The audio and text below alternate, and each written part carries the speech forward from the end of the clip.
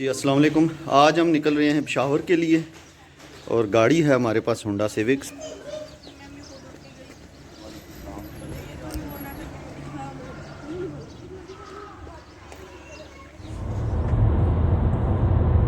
ये हम पेशावर मोटरवे पे हैं जी और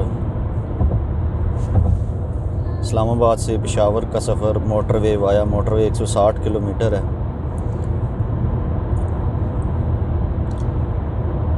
अप्रॉक्सीमेटली 2 घंटे आपको लगते हैं।